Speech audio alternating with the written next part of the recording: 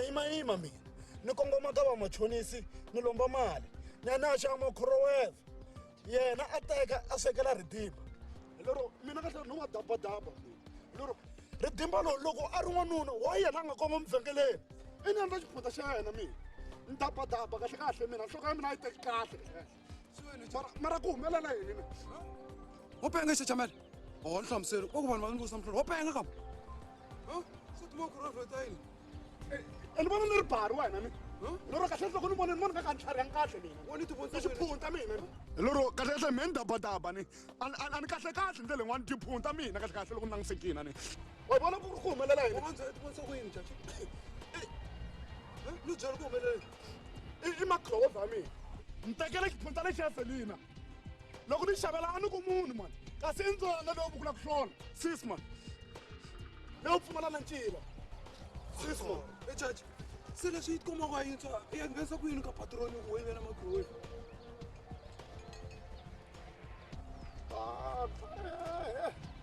kambe ku na sweswo Chacha na ku byela everyday ku wena khomela kule ni ta ku ni kumeka yi ri ka sale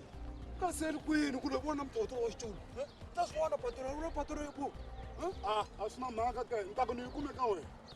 yi kumeka mina ya simple loko yi kumeka mina ni ta swi baso wena u vuku ni ku nyika ni ku xavisela wena i ta kahle hi ta fa hi kongoma swin'we kwale ka patroni wena i ta kota ku fa i fiki swi paketela hi wena ya wo toke wena ni ku feva ngopfu nghana wa mina ni amukela xiyimo xin'wana na xin'wana mara mpilo sweswi swa hela patu seli no wona a vitaniwa xindzemba sweswi herini ximbani xo faneriwa yimanyana sweswo yimanyana sweswo swi khulukana na mbwa ri tala hayi mani hambana na mhaka leyo ma ri kisi khale ka xizemba xa mina rhwala microwave ya wena hi famba ya ka patroni ya microwave ya mina swo bohanteka microwave ya mina a hi fambeni leta ku famba swi paketana kahle le ka patroni se chela yini loko swi vona ku na vanhu mara wena ku byela ku hloko leyi wena yi teki akelani a hi fambeni kunene wena na problem ya ku mina always dependa ka mina ne mara loko se ku fika mhaka le wa sukela rhanga ku fika na mingona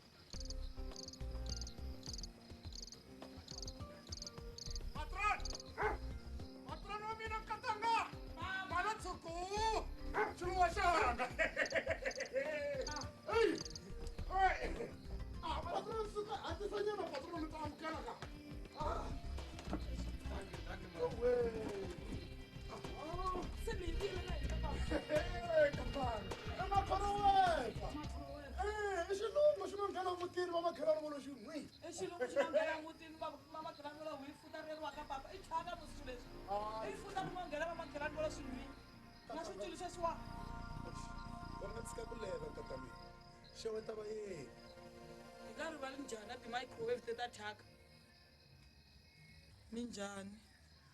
Hayi na hi va lava mabiya na nga kona o khensa maxelo man mpfula yi nga thona nyana microwave leyiwani a ku ri ya lowandzisani so lowandzisani I vona ku xave yin'wana va buti tekani leyi se mina hi ku vona ku na hava gezi le ka mina loko a nga xavisela lowa muganga leswi va switori swi nga zi swi mi chavisa loko mi ri na lapi na mati mo tisa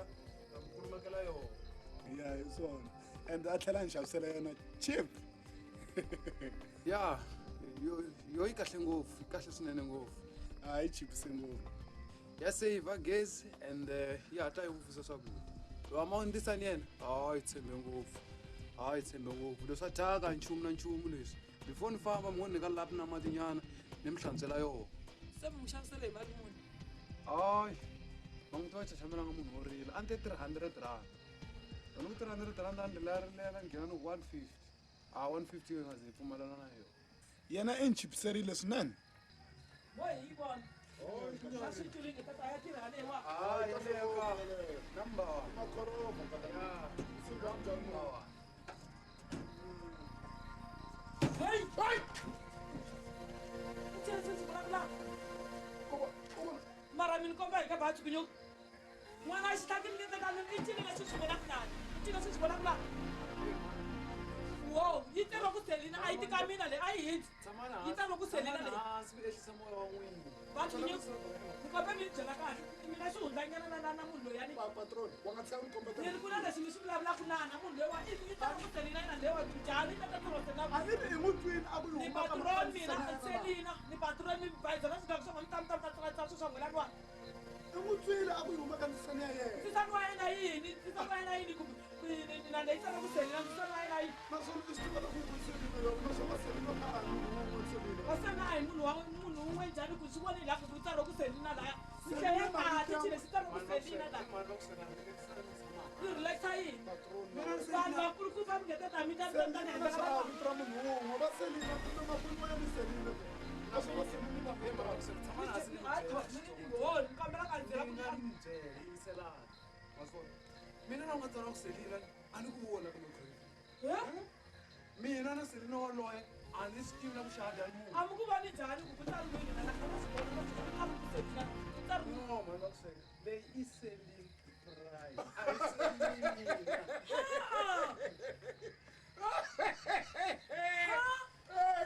katamino selling yini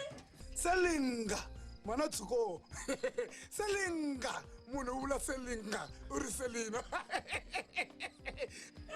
selinga na selina swi hambane ngo xilungu kata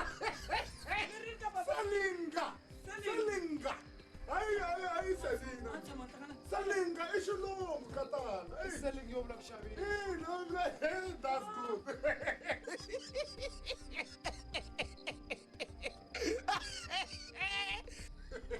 selinga ku ri ku hina a zake mi hlakala ku mi vula microwave se swi va ku hlekiwa hina sweswi kambe hi tlhevu man'wana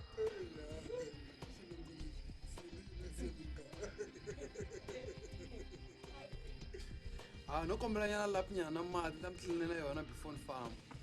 microwave leyi hayi kasi ma zetela mubaba ntasala ni sulasula mi nga zinele handa sala ni tlile komana ntambi nga mpija na xitsongo mi nga chumu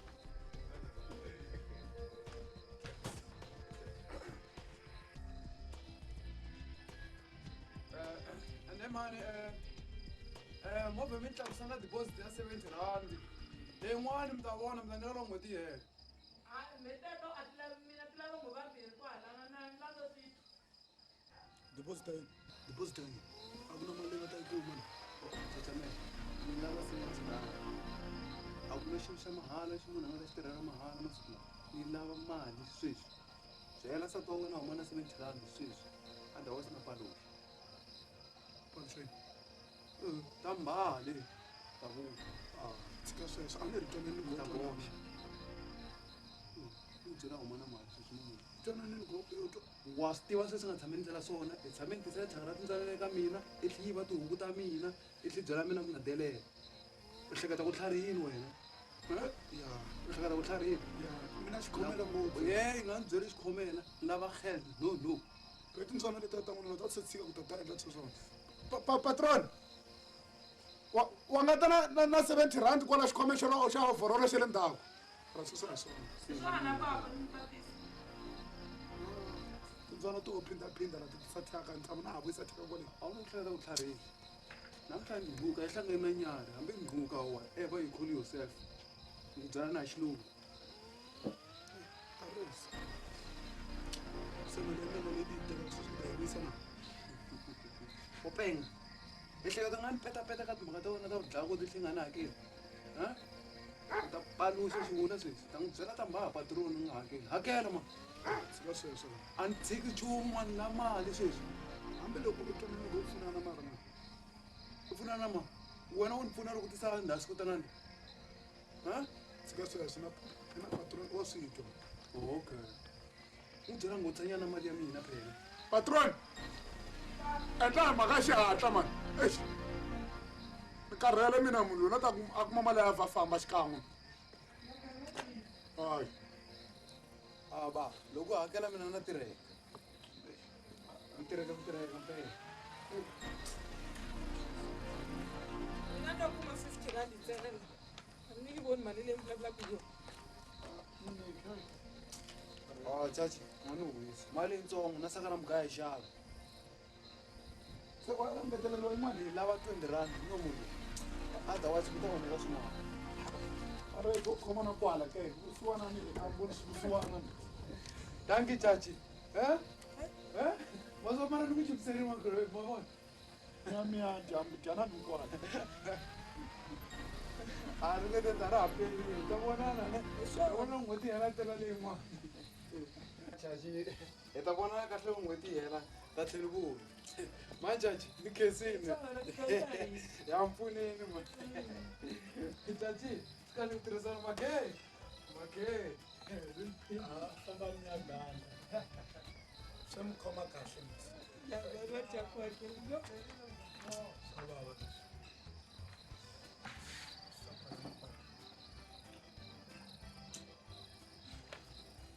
ya hey hina ya kumakhelani ya pfuna basi swa fana swona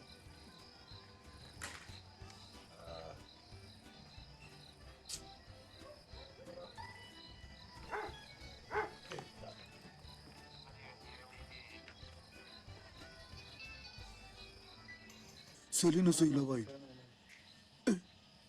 u ta yi vuyisa hi wexe makhorova kumbe ndzi byela ridimba a yi landza mara badi muni leri mina wa ku teka mali un'wanyana sweswi ti nga ta va ridimba kasi ni fala yini mina hayi swi ta tikomba mara makhorova mara se ni ta yi huma njhani mina